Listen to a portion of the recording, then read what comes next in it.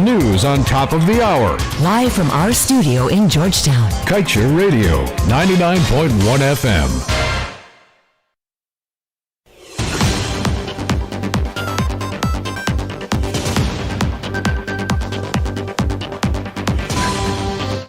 Good evening. My name is Amrita Koshal, and this is your evening newscast.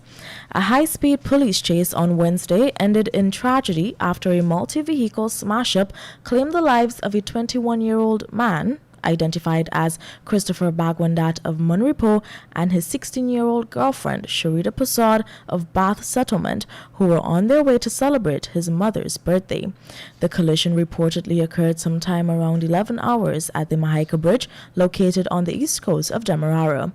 According to reports, Bagwandat had left his home earlier that morning in his Toyota Allian to pick up his girlfriend.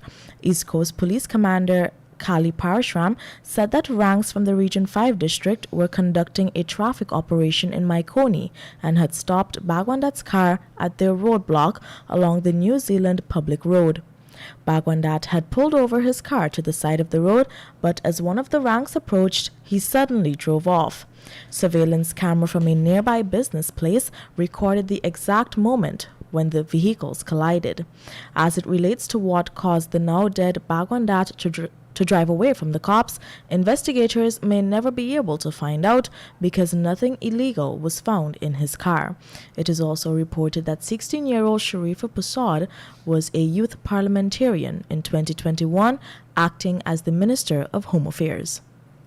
Moving on, Opposition Member of Parliament Vince Roy Jordan added his voice to the budget debates for 2022, which continued yesterday at the Arthur Chung Conference Centre, and was vehement that the failure to reopen any of the estates, quote-unquote, is not only a failed promise but an unrealistic venture. The ailing Gaisuku, which he described as an unprofitable, poorly managed entity, has over the years seen a continuous decline in performance in terms of production, but has seen billions of dollars from the nation's coffers being annually plugged into the industry. To this end, he pointed out to the House that there was just over 80,000 metric tons of sugar in 2020, and this represents a 34.7% decline in the performance of the industry over the years. And we now tell you that during its 2021 fourth quarter earnings call, American oil giant ExxonMobil proudly disclosed that it made $23 billion in profits, its highest posting in 7 years. But even as it continues to make billions of dollars in revenue, it continues to deny Guyana a key asset in its portfolio, its fundamental right to full coverage insurance.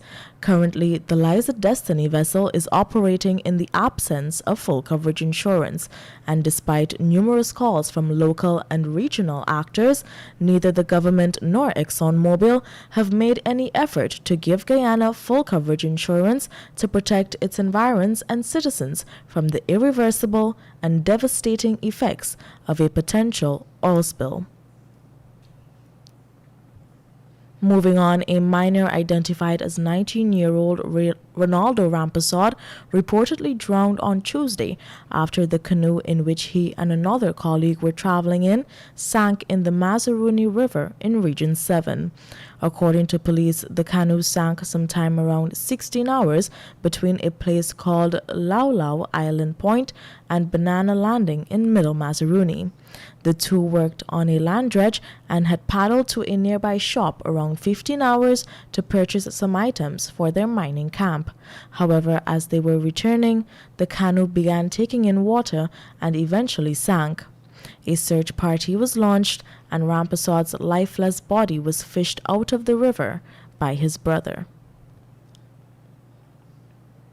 Moving on, in the absence of 24 hours offshore monitoring of Guyana's oil production, the evidence of abuse has been glaring, with Guyana's fisheries sector suffering declines. To ensure that this does not continue to affect the country, the Oil and Gas Governance Network has advised that full-time monitoring should come on stream before ExxonMobil's fourth project, the Yellowtail development, is approved. Darshanand Kusial, on behalf of the OGGN, in a letter to this publication contended, quote-unquote, "We are a sovereign state, not a subsidiary of the oil companies," and said that the time has come for Guyana to cease its dependency on the oil companies for pertinent information on the country's oil production. The specialist flagged that beginning with the contract signed for the Stabroek Block back in 2016, it was entered into with shell companies registered in the Caribbean, which are named on the contract. Quote-unquote, "These shell companies have limited resources, but they serve the purpose of protecting the parent companies from major lawsuits and liabilities." He went on to say, "We should learn from our neighbor Suriname that has a fraction of our oil resources, yet they have 24-hour, 7 days a week in-person monitoring for oil production." And in other stories, we now tell you, in addressing the National Assembly on Wednesday, Region 10 Member of Parliament Devin Sears called out the government for ignoring the projects submitted by councillors of the Regional Democratic Council that formed part of the requests made by residents following community engagement. Sears went on to accuse the current administration of ignoring representations made by Region 10's councillors on behalf of the people. The number 10 RDC has never concurred with some aspects of the final budget submission, and the hard-working subcommittees of the RDC met with the administrative arm. Unfortunately, however, many of the submissions that were originally identified by the residents were removed. Once presented to the Ministry of Finance, directives were given to remove projects, several important elements critical to the region's development. According to the Region 10 MP, projects that were removed by the administration included the construction of a new Wismar-Mackenzie Bridge and a new RDC number 10 building, among others. Time check for you, 19 hours 9. We will return with more news for you shortly after the break.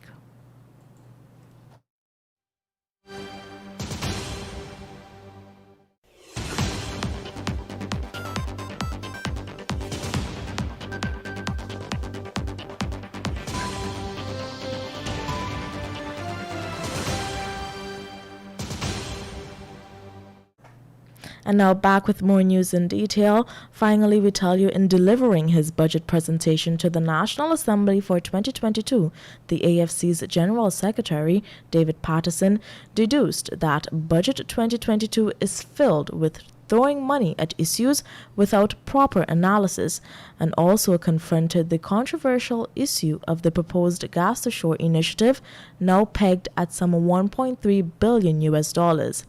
Patterson, in a scathing condemnation of the administration's approach to the project, sought to outline that it was being pursued in the absence of detailed analysis and studies, analyses that would have highlighted the fact that Guyana is pursuing a more expensive path. To this end, he drew reference to a recently halted gas pipeline project over cost concerns, a project that would have seen gas being transported at 30% less than what is being proposed in Guyana. He was at the time referencing a proposed 1,800-kilometer pipeline designed to transport 1.2 billion cubic feet of gas per day between Israel and the European Union that has since been put on hold. My name is Amrita Koshal, and this was your nightly newscast right here on Kaieteur Radio.